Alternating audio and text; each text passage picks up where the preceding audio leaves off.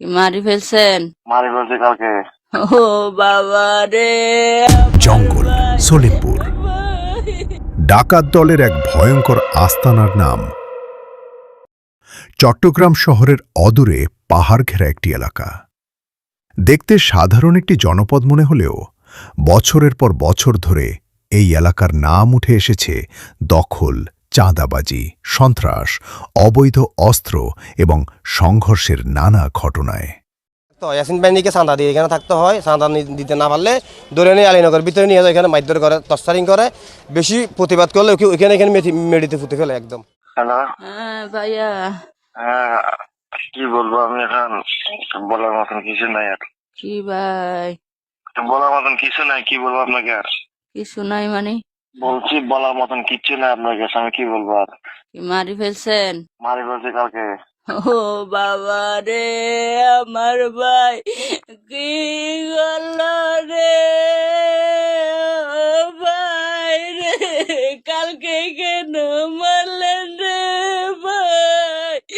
আমি তো বললাম জান ভিক্ষা দে। ও ভাই রে ভাই।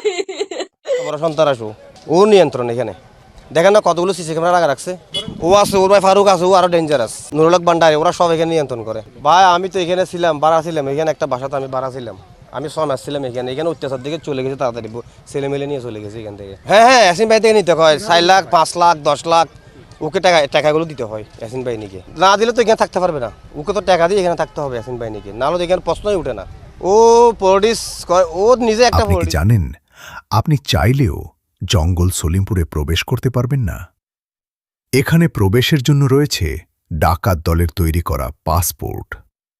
বহিরাগতদের প্রবেশের জন্য প্রয়োজন ভিসা কার্ড। প্রবেশের পর আপনার গতিবিধি পর্যবেক্ষণ চলতে থাকবে ওয়াচ টাওয়ার থেকে এবং আপনার অজান্তেই আপনাকে ঘিরে রাখবে অসংখ্য সিসি ক্যামেরা।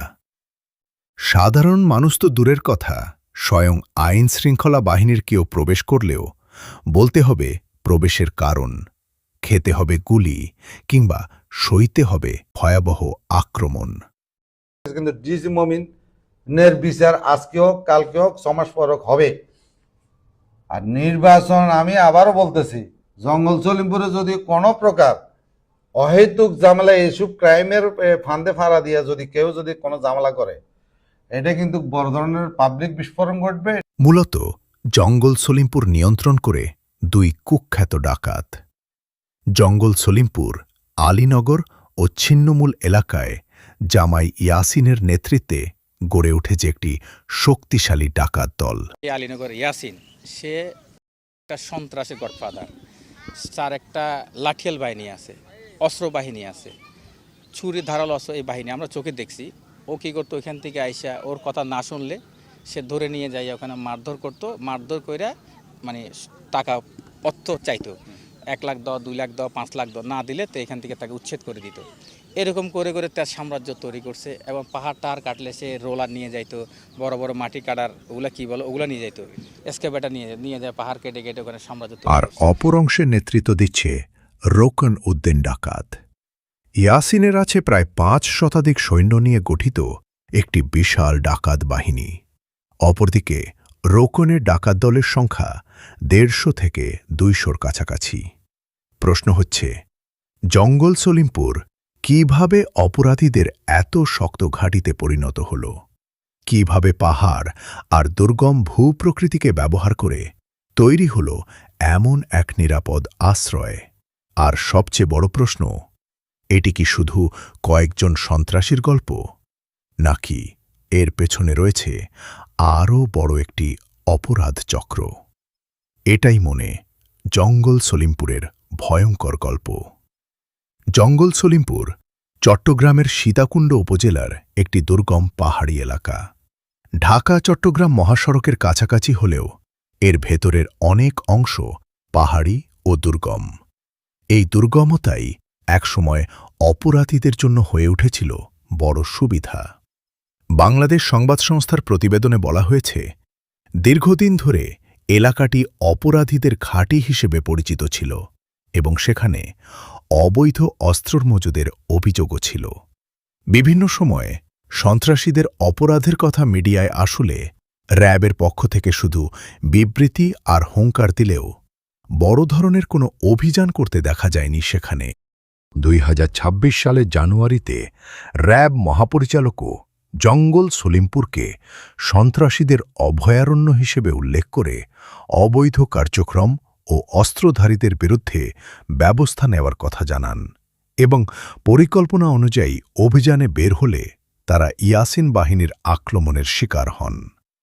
এই ঘটনায় র্যাবের সদস্য আব্দুল মোতালেব হোসেন ভূঁইয়া নিহত হন এবং কয়েকজন র্যাব সদস্য আহত হন। 9 মার্চ 2026 জঙ্গল সলিমপুরে শুরু হয় বড় ধরনের যৌথ অভিযান। সেনাবাহিনীর নেতৃত্বে বিভিন্ন আইনশৃঙ্খলা বাহিনীর সদস্যরা পুরো এলাকা ঘিরে তল্লাশি শুরু করেন। প্রথম দফায় অন্তত 15 জনকে আটক এবং 5টি আগ্নেয়াস্ত্র উদ্ধারের কথা জানায় পুলিশ। পরদিন প্রকাশিত তথ্য আরও বড় চিত্র সামনে আনে। প্রায় 3183 সদস্যের সমন্বয়ে পরিচালিত অভিযানে বিপুল পরিমাণ অস্ত্র, গোলাবারুদ ও বিস্ফোরক উদ্ধার করা হয়। 3টি মামলা দায়ের হয় এবং মোট 22 জনকে গ্রেপ্তারের কথা জানায় পুলিশ। উদ্ধার হওয়া অস্ত্রের তালিকায় ছিল পিস্তল, পাইপগান, ম্যাগাজিন, গুলির অংশ, কার্তুজ, অস্ত্র তৈরির সরঞ্জাম এবং ককটেল সহ বিভিন্ন সামগ্রী। এমন অস্ত্রের মজুদ একটি সাধারণ বসতির জন্য ভয়ঙ্কর সতর্ক সংকেত। এই অভিযানে কি তাহলে সন্ত্রাসের অবসান হয়েছিল? অনেকে হয়তো ভেবেছিলেন, এত বড় অভিযান হয়েছে, অস্ত্র উদ্ধার হয়েছে, গ্রেপ্তার হয়েছে, তাহলে এবার হয়তো জঙ্গল সলিমপুর পুরোপুরি শান্ত হবে। কিন্তু কয়েক মাস পরের ঘটনাই দেখিয়ে দেয়, গল্প তখনও শেষ হয়নি। 25 মে 2026 জঙ্গল সলিমপুরে আইনশৃঙ্খলা বাহিনীর ক্যাম্পে হামলার খবর আসে। প্রায় 2 ঘণ্টা ধরে পাল্টাপাল্টি গুলির পর যৌথ বাহিনী এলাকায় অভিযান শুরু করে বলে সংবাদে জানানো হয়। এই ঘটনায় পুলিশের পক্ষ থেকে মামলা দায়েরের খবরও প্রকাশিত হয়েছে।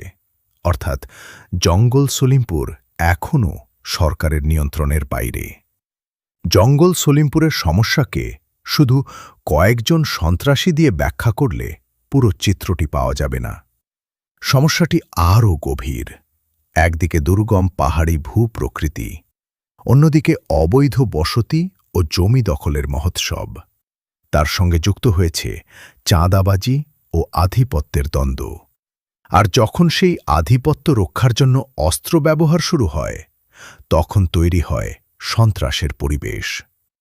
এই চক্র ভাঙতে হলে শুধু অস্ত্র উদ্ধার করলেই হবে না, অস্ত্রের উৎস খুঁজতে হবে, বন্ধ করতে হবে অর্থের যোগান, জমির মালিকানা ও দখলের নেপথ্য খুঁজে বের করতে হবে।